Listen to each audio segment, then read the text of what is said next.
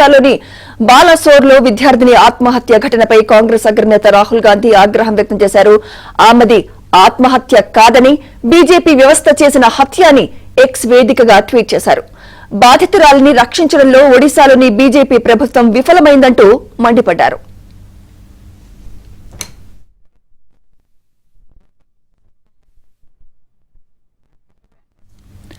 బాధితురాలిని రక్షించడంలో ఒడిశాలోని భాజపా ప్రభుత్వం విఫలమైందంటూ రాహుల్ మంగళవారం ఎక్స్ వేదికగా మండిపడ్డారు.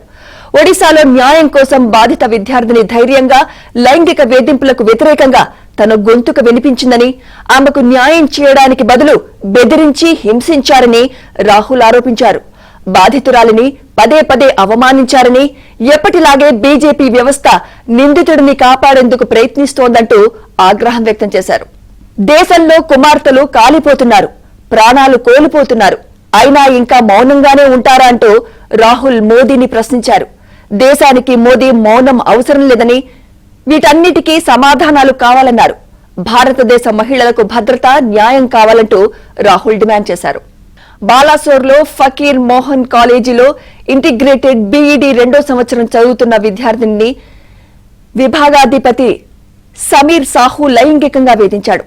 తన మాట వినకుంటే భవిష్యత్ నాశనం చేస్తానని బెదిరించాడు. ఇవి భరించలేని ఆ విద్యార్థిని జూన్ 30న కాలేజీ యాజమాన్యానికి ఫిర్యాదు చేయగా చర్యలు తీసుకుంటామని హామీ ఇచ్చినప్పటికీ ఎలాంటి ఫలితం కనిపించలేదు. దీంతో తీవ్ర మనోవేదనకు లోనైన విద్యార్థిని కాలేజీ క్యాంపస్లోనే నిరసన చేపట్టింది. ఈ క్రమంలోనే జూన్ 12న ఒక్కసారిగా ప్రిన్సిపల్ కార్యాలయానికి పరిగెత్తిన ఆమె అక్కడే ఒంటిపై పెట్రోల్ పోసుకుని నిప్పంటించుకుంది. చికిత్స పొందుతూ సోమవారం అర్ధరాత్రి ప్రాణాలు కోల్పోయింది. బాధితురాలి మృతదేహానికి ఇవాళ అంత్యక్రియలు నిర్వహించారు.